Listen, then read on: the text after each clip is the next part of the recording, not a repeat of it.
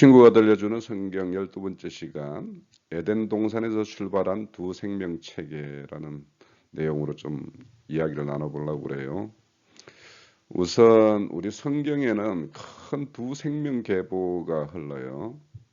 어, 이제 크게는 가인의 계보와 그 동생된 아벨의 계보 이렇게 나누어지는데, 하나는 하나님으로부터 저주받은 어떤 생명 체계고 하나는 하나님으로부터 복을 받은 체계, 이렇게 되어 있는데, 실질적으로 이 생명 체계는 어디에서부터 출발하냐 하면 에덴 동산 중앙에 있는 두 나무 생명 체계에서부터 시작이 돼요. 거기 보면 생명나무가 있고 선악을 알게 하는 나무가 있죠. 그래서 결국에 이 두 생명 체계가 실제화되는 것이 바로 가인의 생명 체계와 아벨의 생명 체계, 이렇게 이어지고, 이제 결국에는 아벨은 가인에게 돌을 맞아 쳐 죽임을 당하죠. 그래서 하나님께서 이 아벨 대신에 또 다시 다른 셋이라는 아들을 줌으로 인해 가지고 그 생명 계대가 이어가는 어떤 이런 성경의 이야기인데, 이 두 생명 체계를 우리가 잘 이해를 해야지만이 우리가 어떤 성경에서 말하고자 하는 그런 내용들을 우리가 잘 이해할 수 있기 때문에 오늘의 내용에 대해서 좀 잘 들어보시고, 또 오늘 시간이 끝나면 다음에는 그 두 생명 체계의 어떤 대표, 첫 아담 세계와 둘째 아담 그리스도의 어떤 세계, 이런 거에 대해서 또 이야기를 나눌 거니까 이 두 시간에 걸쳐서 우리 성경에서 말하고자 하는 어떤 큰 줄기를 이렇게 잘 뼈대를 세울 수 있는 그런 시간이 될 수 있으니까 한번 잘 들어보기를 바라요. 자, 에덴 동산에서 출발한 두 존재 체계에 대해서 우리가 살펴보는데, 말씀은 창세기 2장 9절에 보면 여호와 하나님이 그 땅에서 보기에도 아름답고 먹기에도 좋은 나무를 나게 하시니 동산 가운데는 생명나무와 선악을 알게 하는 나무도 있더라, 이렇게 되어 있어요. 동산에는 많은 가수나무들이 있겠죠. 그런데 동산 중앙에 눈에 두드러진 두 나무가 있는데, 하나는 생명나무고 하나는 선악을 알게 하는 나무예요. 근데 하나님이 우리에게 아담과 하와에게 생명나무 열매는 취하여 먹더라도 선악을 알게 하는 나무는 먹지 말라고 이야기를 했지요. 그런데 이 나무를 바라보는 하와를 뱀이 슬쩍 찾아와 가지고 뱀의 마음을 이렇게 미혹을 했죠. 그래서 결국에는 그 선악의 나무가 더 먹음직하고 보암직도 하고 탐스럽기도 한 그런 나무로 보여서 결국에는 그 나무를 취하여 먹게 되는, 그래서 그걸로 인해서 에덴 동산에서 쫓겨나는 어떤 그런 하나님의 어떤 심판을 받게 되죠. 그런데 이 두 나무는 항상 이 성경에서 나무는 어떤 사람을 상징해요. 그리고 사람을 대표성을 가지고 이렇게 나타낼 때 이런 나무를 비유를 들어서 많이 말을 해요. 그래서 우리가 이제 그 성경에 보면 대표적으로 나무 하면은 레바논의 그 백향목이 있죠. 그 백향목은 성전의 어떤 건축 자재로 이제 쓰여지기도 하고, 그런데 그런 걸로 보면 이제 좋은 의미죠. 그렇지만 이제 이게 아름다리로 크고 또 높게 자라기 때문에 교만한 사람을 상징할 때도 백향목을 들어서 이렇게 설명을 하기도 해요. 그래서 이런 성경에서 나무는 항상 사람이다라고 이렇게 봐야 되는 거예요. 그래서 여기에서는 대표성을 가지고 있기 때문에 하나는 생명체계, 하나는 선악체계, 이렇게 나눠 볼 수가 있겠죠. 그래서 동산에는 두 생명체계가 존재하는데, 그러면 생명나무 열매는 누가 먹느냐 하면 아들의 양식이에요. 이 아들과 대비되는 게 뭐냐면 성경에는 종이나 백성이나 이런 것이 이제 대비되는 어떤 말이 있죠. 그래서 아들이 먹는 그것이 생명나무가 열매예요. 그래서 이거는 무엇으로 먹느냐? 믿음으로 먹고 이 열매를 먹음으로 인해서 믿음을 더하여지는, 그래서 그런 어떤 생명 체계가 더 왕성하게 되는 것이죠. 또 이런 생명나무 열매를 먹게 되면 그걸로 인해서 하나님의 신성한 성품에 참여하는 게 되죠. 그래서 하나님의 어떤 신성한 성품을 참여하는 자는, 성품에 참여하는 자는 하나님의 뜻을 눈에 보이는 어떤 능력으로 의미를 찾는 것이 아니라 신성한 그분의 어떤 세계에 참여하는 것, 이것에 어떤 의미를 두게 되죠. 그래서 인간의 참된 가치는 하나님의 본성이신 하나님의 형상과 모양을 덧입고 그 그리스도의 세계에 참여하는 것이 목적이 되는 그런 존재가 취하여 먹는 것이 뭐냐면 생명나무의 생명체계예요. 그래서 이 생명체계의 어떤 존재 의미는 항상 절대적인 하나님의 어떤 가치를 추구하기 때문에 이 땅에서의 어떤 상대 비교의 체계가 사라지게 돼요. 이 생명체계를 취하여 먹게 되면. 그래서 결국에는 이런 생명나무 열매를 먹는 사람이 하나님의 어떤 창조 목적대로 존재가 되어지는 것이기 때문에 진정한 하나님의 신령한 축복 가운데 우리는 참 누림을 가지는, 그래서 참 자유를 가지게 되는 이런 생명체계가 있는 거예요. 그러면 그에 또 반하여 그러면 선악의 체계는 어떻게 되는가를 좀 살펴볼게요. 자, 우리가 앞서서 살펴봤던 생명체계와 상대되는 선악의 체계에 속하게 되면 어떻게 되는 것인가에 대해서 한번 살펴보는데, 그 말씀은 요한복음 15장 15절을 보죠. 너희는 내가 명하는 대로 행하면 곧 나의 친구라. 이제부터 너희는 종이라 하지 아니하리니 종은 주인이 하는 것을 알지 못함이라. 너희는 친구라 하였노니 내가 내 아버지께 들은 것을 다 너희에게 알게 하였습니다. 자, 여기 보면 친구와 대비되는 종이 있죠. 그래서 이 친구는 주님이 아버지로부터 받은 그 모든 것을 다 아는 그 상태를 친구라고 이야기를 해요.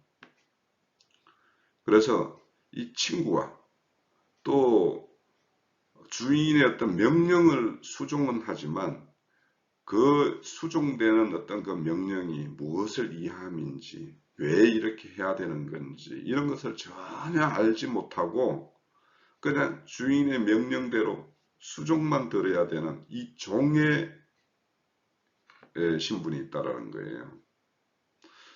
그래서 앞서서 이 생명과 나무는 아들의 양식이라면 이 선악과는 여기서 보는 종의 양식이에요. 그러니까 이 선악과 열매를 먹게 되면 이 하나님의 심중에 있는 내용들을 알지를 못해요. 그래서 그걸 오해해서 자신의 열심과 노력으로 이렇게 자기보다 힘센 어떤 그 존재에게 자기의 어떤 성의를 보여주고 그 보여준 성의에 대해서 응답으로 그 어떤 신의 복을 취하는 이런 종교적인 양식이 되는 거예요. 선악과는. 그래서 이 선악과 이것을 취하여 먹게 되면 그 안에 생명체계가 자리 잡는 것이 아니라 선악의 판단체계가 자리 잡아서 항상 이 사람들은 어떤 하나님의 어떤 그런 뜻을 어떻게 가리냐 하면 능력을 눈에 드러나는 어떤 능력, 그래서 결국에는 자기에게 주어지는 무엇, 거기에 다 눈이 가 있기 때문에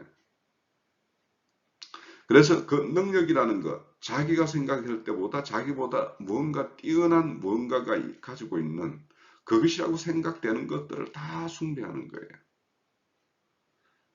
그래서 이게 이제 아주 토습신앙 이런 것들을 보면 큰 나무나 큰 바위 밑에 가서 이렇게 뭔가를 구하고 자기가 할 바를 행하는 이런 것이 뭐냐면 그것들이 자기 자신보다 더 큰 능력을 가지고 있다고 생각하니까 거기 가서 이렇게 숭배를 하는 것이거든요.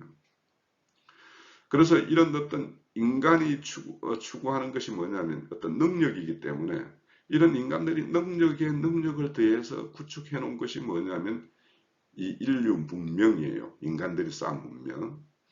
그런데 이 인간들은 자기들이 쌓은 문명을 이렇게 한편으로는 이렇게 즐기고 뭔가 그걸로 인해서 자부하고 그렇게 할지 모르지만 정작 우리가 알고 보면은 인간이 능력을 더하여서 만들어낸 그거에 지배를 당해요.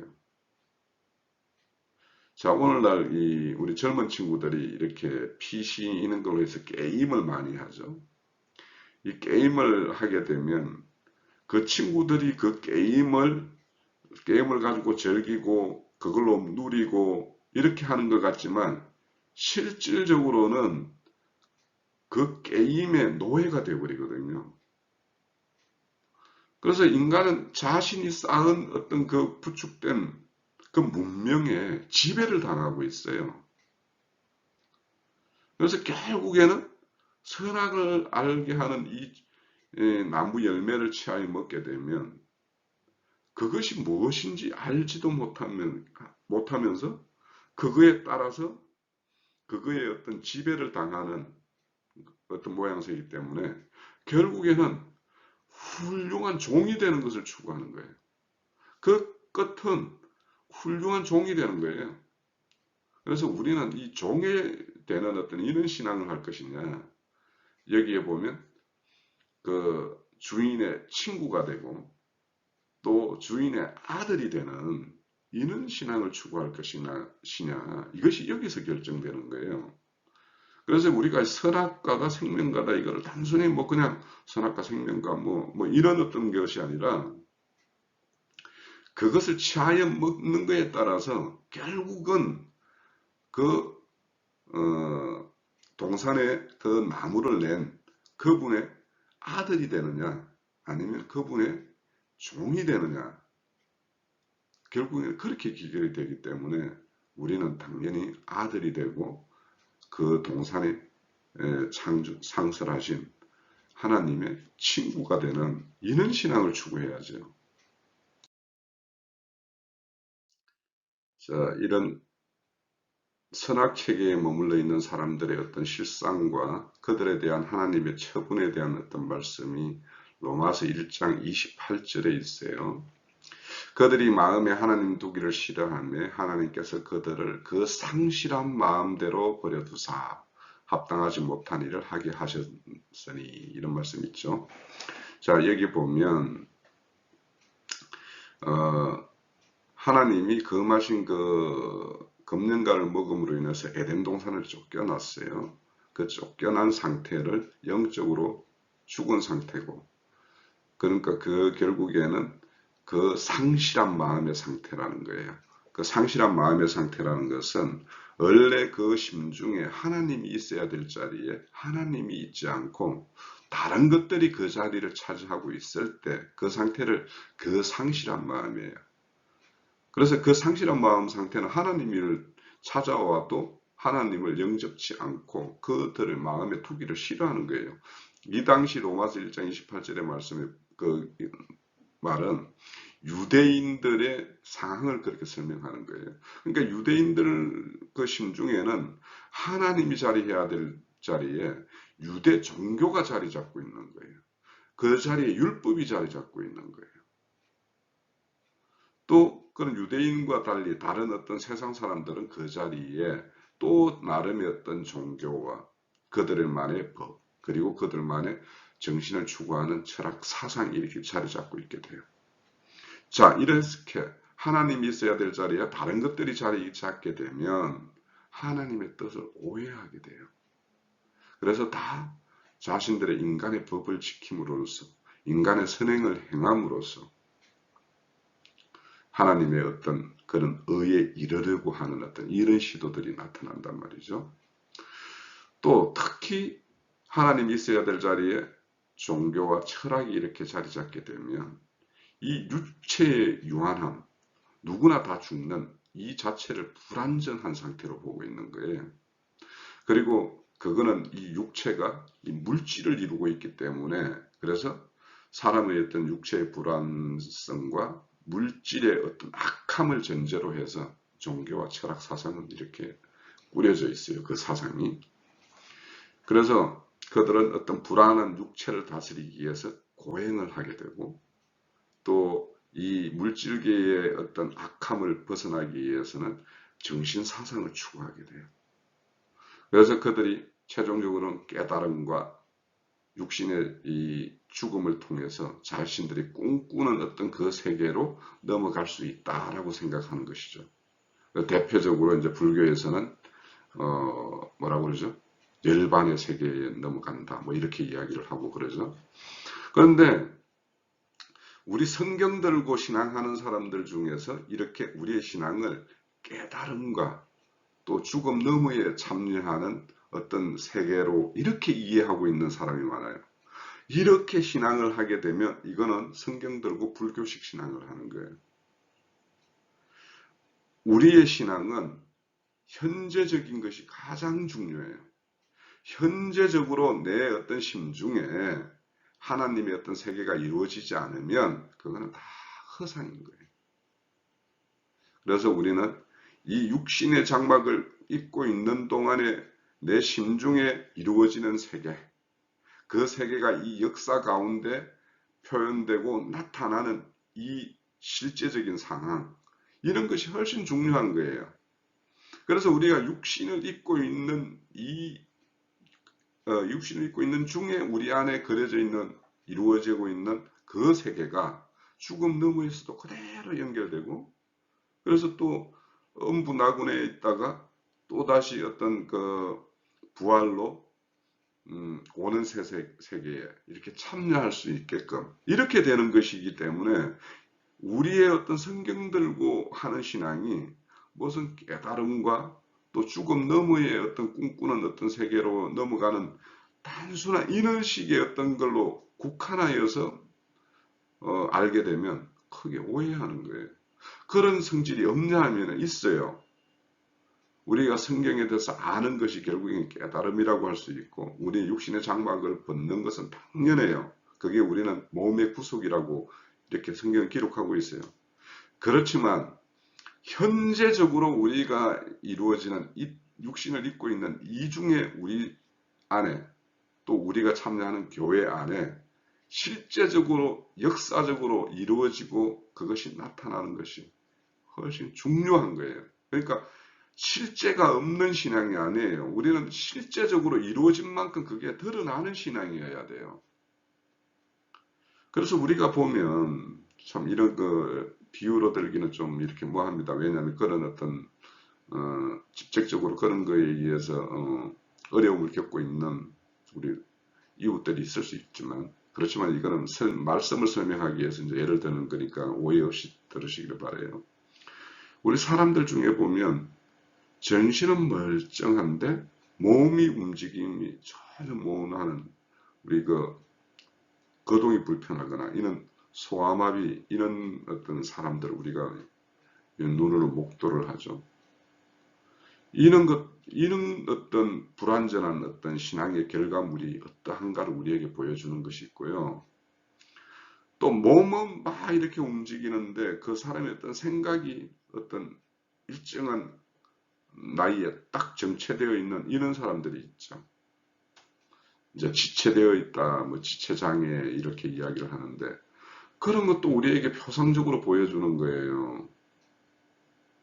우리는 우리 안에 이루어지는 만큼 그것이 드러나고 표현되고 그렇게 해야 되는 거예요.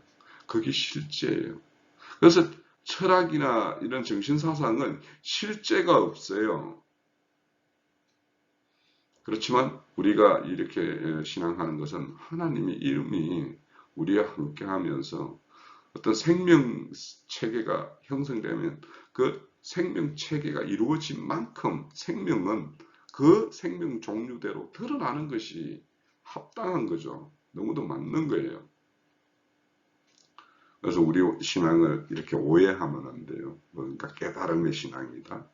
또 죽음 넘어서 이에 우리가 참여하는 그거에 국한되는 거다. 이렇게 추구하면 우리의 신앙은 참 진리가 아닌 그런 것들을 진리와 반대되는 허상이라고 이야기해요. 그래서 우리는 실제인 그런 어떤 신앙을 추구해야 되는 것이죠. 그래서 선악의 체계에 머물러 있게 되면 이런 허상을 추구하게 돼요. 그래서 우리는 이런 것에 대해서 좀 유념을 해야 됩니다. 자, 우리가 앞서서 생명체계와 선악체계 두 체계가 있음을 살펴봤고요. 그러면 우리가 생명체계로 나아가기 위해서는 우리가 어떤 열매와 어떤 것이 생명과 열매인지 이거에 대해서 우리는 좀 확인할 필요가 있죠. 자, 요한복음 6장 63절에 보면 살리는 것은 영이니 육은 무익하니라. 살리는 것은 영이라는 거예요. 자, 내가 너희에게 이런 말은 영이요 생명이라 이렇게 이야기해요. 주님이 제자들에게 내 살과 피를 먹으라 이거는 산음료요 산떡이다 이렇게 설명을 하면서 그러면 진짜 예수님의 피와 살을 우리는 이 시간에는 먹을 수가 없죠. 그러면 우리는 주님의 피와 살을 어디서 취하여 먹어야 되느냐 하면 주님이 이 땅에 오셔서 이룬 일은 말씀을 이루는 일이에요. 옛 조상들과 했던 언약을 이루는 일이었고 말씀을 이루는 일이에요. 그러면 그 말씀을 이룬 그 일, 그것이 어디에 있냐 하면 성경에 기록되어 있어요. 그러니까 결국에는 예수님이 이 땅에 오셔서 피 흘리고 살찜이 찍힌 거는 말씀을 이루고 말씀을 완전케 하기 위해서 이 땅에 오신 거예요. 그렇게 해서 주님이 오셔서 안전케 한 것이 뭐냐면 우리에게 성경으로 기록된 66권의 책이에요.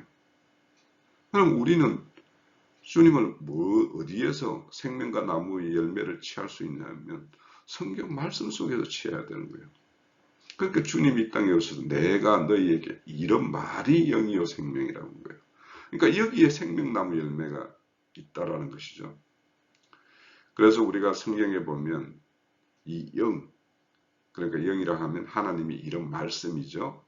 말씀, 이거에 의해서 변화받은 사람, 또 땅의 것을 보고 하늘의 것을 헤아리는 마음의 눈을 가진 사람, 또 하나님의 의와 진리의 거룩함으로 지음을 받은 사람, 또 예수 그리스도 진리 가운데서 중생한 사람, 이런 사람이 뭐냐 하면 주님이 이런 그 영의 말씀을 생명으로 취하여 먹은 사람들이에요. 그러면 우리가 앞서서 선악체계가 아닌 생명체계로 나아가기 위해서는 우리는 어떤 열매를 먹어야 된다? 성경의 말씀의 열매를 먹어야 돼요. 그러면 이 성경의 말씀의 열매를 누구라도 먹는다 하고 성경책을 막 이렇게 펼쳐요. 그런데 이 말씀을 어떻게 먹어야 되냐? 그래야지 하나님 뜻대로 먹어야지 하나님이 창세기 1장 31절에 또 2장 2절에 보면 모든 것을 만드시고 힘이 좋았더라가 이루어지는 거예요. 하나님 뜻대로 먹어야지 이 말씀을. 그리고 그 뜻대로 먹어야지 하나님이 모든 창조의 일을 마치고 안식할 수 있어요. 그래서 그 뜻대로 먹어야지 결국에는 하나님의 신의 성품을 우리는 덧입고 그 덧입은 존재로서의 완성에 이르게 되는 거예요. 자, 그래서 우리는 이렇게 하나님의 말씀을 먹어야 되는데 그러면 어떤 식으로 어떻게 먹어야 되는가 이런 거에 대해서 이제 좀 더 살펴볼게요. 자, 우리가 앞서서 주님의 피와 살을 먹어야지 우리가 사실 살 수 있어요. 그런데 그 피와 살을 어디에서 먹어야 되냐? 말씀에서 먹어야 된다고 그랬어요. 왜냐하면 주님은 이 땅에 오실 때 하나님의 어떤 약속과 또 선지자들을 보내서 이렇게 선포하신 그 말씀을 온전히 성취시키기 위해서 이 땅에 오셨고 그래서 그걸 위해서 자신의 어떤 피와 살을 내어줌이 된 것이거든요.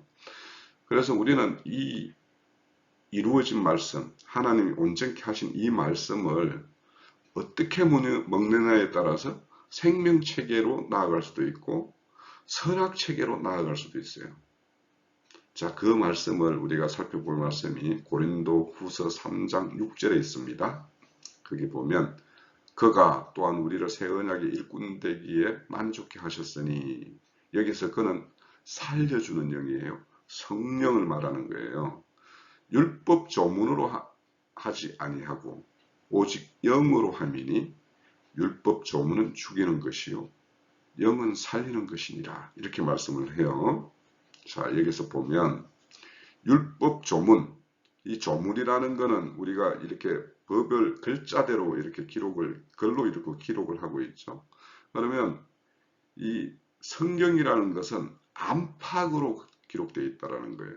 그러니까 글자 그 전체로 드러나는, 겉으로 드러나는, 그래서 하나님이 알든 모르든 글자를 읽으면 누구나 받아들이는 그 글자 의미 그대로 받아들이면 죽는 거라는 거예요. 또 영은 살리는 것이라고 그랬어요. 그러면 이 영은 뭐냐면 앞서서 그랬지만 주님이 이르는 말이 영이요 생명이라고 그랬죠. 주님이 일러주는 말, 그 살려주는 그 영이 이 말씀을 우리에게 해석해서 알려준 그 말씀을 우리는 취하여 받아야지 살게 된다는 거예요. 그래서 흔히 우리가 말씀을 볼 때 이 조문으로 보는 걸 로고스 이렇게 이야기하고 또 영어로 보는 걸 레마라고 이야기를 해요. 근데 이제 이게 좀 애매한 소리인데 실질적으로 글자 그대로로 성경은 글자 그대로를 해석해야 된다는 주장하는 사람이 있어요. 그 사람은 반드시 사람을 죽이는 쪽으로 끌고 가는 거예요. 이 성경을 그대로 읽으면 다 지켜라 하지 마라 이렇게 되어 있어요. 그러니까 그 하지 마라 하라는 그 의미를 정확하게 알지 못한 상황에서 그걸 그대로 받아들이게 되면 그건 죽이는 것이 되는 거고, 그 의미가 무엇인지를 다시 재해석해서 우리를 살리는 것 쪽으로 나아가게 하는 것이어야지 그게 영의 말씀이에요. 그래서 그 살리는 쪽으로의 말씀이 내 어떤 인생 가운데, 내 삶 가운데 그것이 딱 인침이 되어서 그렇게 적용될 때 그것이 레마의 말씀이라고 그러는 거예요. 레마의 말씀은 이해하는 수준으로 머물러 있는 게 아니에요. 결국에는 그 말씀이 나를 그런 말씀 세계로 이끌리게 해서 그런 이끌림의 어떤 삶을 드러내는 그것이 되었을 때 그거를 레마라고 말을 하는 거예요. 자, 우리는 그런 어떤 말씀으로 이해를 해야 되는 거예요. 자, 그래서 성경은 안팎으로 쓰여졌어요. 우리가 시나 이런 시조를 읽을 때 겉으로 글자 드러나는 것들로만 읽게 되면 그 시인이 그 시글 신마디에다가 담고자 하는 자신의 의도가 있단 말이에요. 그 의도를 알 수가 없어요. 우리는 그 신마를 통해서 그 속에 그 시인이 담고자 하는 그 의도를 이렇게 캐치해내야지만이 그 시가 나에게 살아서 숨쉬는 어떤 신말이 된단 말이죠. 성경 말씀도 왜 마찬가지예요. 그래서 문자대로, 그래서 이걸 여기 보면 조문이라고 하기도 하고 어문이라고 하기도 해요. 조문의 말씀, 어문의 말씀으로 이걸 먹게 되면 독극물이에요. 반드시 죽어요. 이 성경 말씀을 이렇게 문자대로 이렇게 읽게 되면 인간의 열심을 촉발할 수밖에 없어요. 그래서 그렇게 되면 인간 자신의 어떤 공로에 의해서 구원에 이르는 어떤 그런 결과물을 손에 받아지게 돼요. 그래서 죽게 돼요. 그렇지만 그 영이 해석해서 이 말씀은 너를 참 생명이신 그 그리스도 그분에게 온전히 위탁하고 그분 안에 온전히 기이함으로 인해서 그 말씀 속에서 그분의 어떤 침례 가운데 있으면서 그것이 나의 어떤 삶 가운데 그것이 표현될 수 있고 그냥 그대로 드러나는 것. 그래서 우리 교회적인 어떤 표현으로 보면 생명의 율 따라서 생명이 이런 생명이면 그런 생명으로 나타날 것이고 또 생명이 이런 짐승의 마음과 같은 그런 생명을 가진 건 짐승의 마음처럼 나타날 것이고 그리스도의 어떤 그런 선한 사랑의 어떤 그런 마음이면 그런 걸로 나타날 것이고 생명이면 그렇게 나타날 것이고 그것이 이제 생명률이라는 거죠. 그래서 우리는 주님이 이런 말, 그 말로 우리는 취해야지 이것이 우리의 영감을 감동시키고 그 영감에 의해서 우리 혼의 생명이 이렇게 씻김을 받고 그래서 그것이 완전히 나의 어떤 새로운 인격체로서의 또 생명체계로서의 어떤 그런 조직이 딱 짜이게 된단 말이에요. 그래서 우리는 이런 첫사람이 생명이 되었다고 했죠. 우리는 영의 말씀을 이렇게 호흡함으로 인해 가지고 영의 호흡을 가진 자, 그래서 다시 산 자, 이런 자가 되어야 되는 것이죠. 그래서 우리는 말씀을 이런 조문의 율법 글자대로 읽으면 안 돼요. 절대 안 돼요. 왜냐하면 이 성경은 성령의 영감에 의해서 기록됐기 때문에 우리도 이 성경의 어떤 의도를 헤아리기 위해서는 영감에 감동된 상태로 읽어야지만 그 뜻을 정확하게 헤아릴 수가 있는 거예요. 자, 넘어갑니다. 자, 어떤 말씀을 취하여 먹는가에 따라서 생명체계를 이룰 수도 있고 선악체계를 이룰 수도 있는데 그 생명체계와 선악체계가 나타나는 현상은 어떤가에 대한 것이 로마서 8장 5절에서 6절에 보면 좀 잘 나와 있어요. 그 말씀을 보면 육신을 따르는 자는 육신의 일을, 영을 따르는 자는 영의 일을 생각하나니 육신의 생각은 사망이요 영의 생각은 생명과 평안이니라 이렇게 기록하고 있어요. 자, 여기 보면 육신을 따르는 자가 있고 영을 따르는 자가 있고 육신의 생각을 하는 자가 있고 영의 생각을 하는 자가 있는데 그 생각과 그 일의 결국은 뭐냐면 하나는 사망이고 하나는 생명과 평안이라는 걸로 이렇게 딱 나눠진다라는 거예요.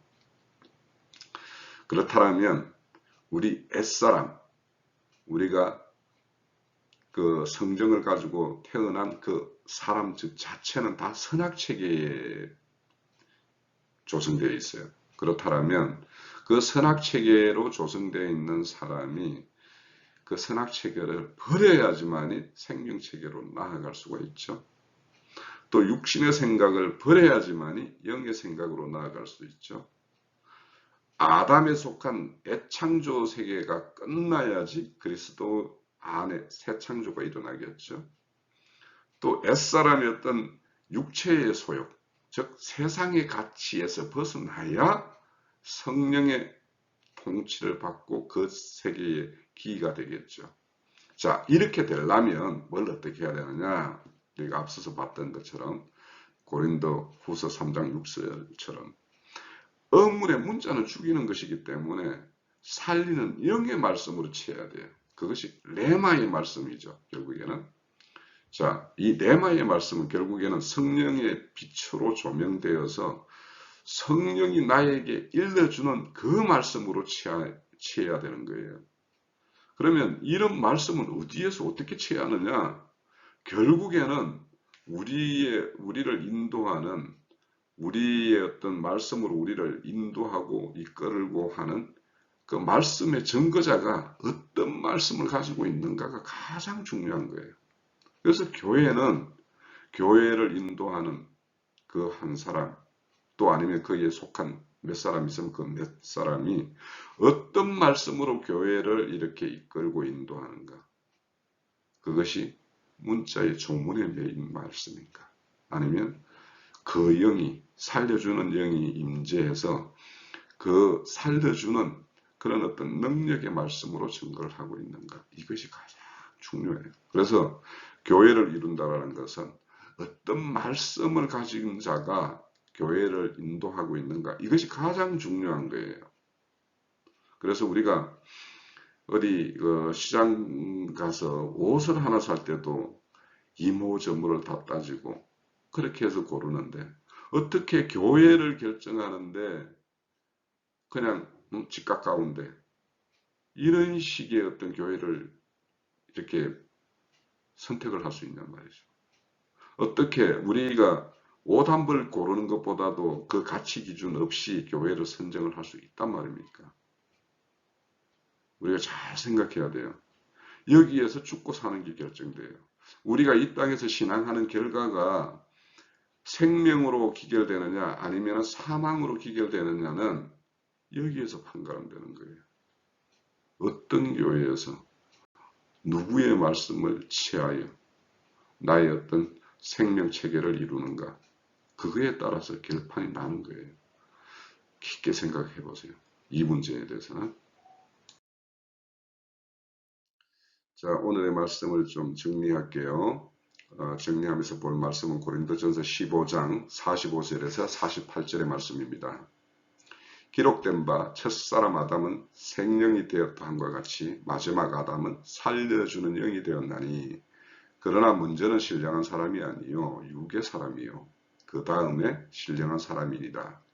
첫사람은 땅에서 났으니 흙에 속한 자이거니와 둘째 사람은 하늘에서 나셨느니라. 무릇 흙에 속한 자들은 저 흙에 속한 자와 같고 무릇 하늘에 속한 자들은 저 하늘에 속한 이와 같으니. 오늘 이 말씀에 선악체계와 생명체계가 잘 대비되고 있어요. 우선 선악체계를 보면 첫째 아담이라고 그러고 생명의 상태라고 그러고 육의 사람이라고 그러고 흙에 속한 자라고 이야기해요. 왜냐하면 흙에서 났기 때문에. 그런데 생명체계의 사람은 마지막 아담이라고 그러고 살려주는 영에 의해서 다시 산 사람이라고 그러고 신령한 사람이라고 그러고 하늘로부터 났기 때문에 하늘에 속한 사람이라고 해요. 그러면 이렇게 분명히 두 어떤 생명체계를 구분하고 있는데 이 체계가 무엇에 의해서 결정되느냐 하면 우리가 앞서서 봤던 말씀을 어떤 말씀으로 취하여 나의 어떤 생명으로 삼느냐에 따라서 결정이 되는 거예요. 우리가 교회 생활을 할 때 우리 신앙생활 가운데에서 우리가 뭔가를 열심히 취하고 뭔가 막 내어놓고 남보다 더 열심을 내는 이거에 의해서 결정되는 것이 아니라 어떤 말씀을 취하여 나의 생명 양식으로 삼느냐에 따라서 선악체계일 수도 있고 생명체계일 수도 있어요. 우리의 어떤 신앙의 결판은 여기서 나요. 그래서 만약에 우리 친구들이나 이 말씀을 듣고 있는 분들이 다 그 영이 일러주는 말, 레마의 말씀으로 그 말씀이 우리의 어떤 삶 가운데 적용되는 그런 말씀으로 우리가 말씀을 취하여 먹게 되면 우리는 온전한 생명체계로 나아가게 되고 그래서 그 생명체계에 속한 사람은 다 영의 일을 하게 되어 있어요.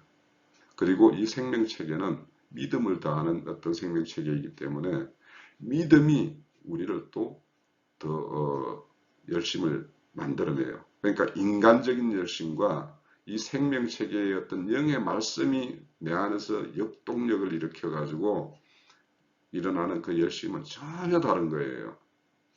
그래서 우리 모두가 이 시간에 내가 어떤 말씀을 취하는가에 따라서 이 모든 신앙의 결국이 이거에서 결판난다라는 걸 좀 명심하고 나는 어떤 말씀을 취하고 있는가. 그래서 나는 이 생명체계에 나아가기 위한 영의 말씀을 어떻게 취할 것인가. 결국에 말씀드렸죠. 교회에 인도하는 그 증거하는 자의 말이 어떤 말을 가지고 있는가에 따라서 그것이 영의 말이 될 수도 있고 선악을 알게 하는 지식의 말씀이 될 수도 있는 거예요. 잘 분별하셔서 온전한 생명체계로 나아갈 수 있는 우리의 어떤 그런 신앙이 될 수 있도록 그렇게 한번 잘 살펴볼 수 있도록 그렇게 했으면 좋겠어요. 그것만 된다라면 오늘의 말씀은 가장 큰 효과를 얻는 보람이 되는 그런 결과가 되겠죠. 자, 다음 시간에 봬요.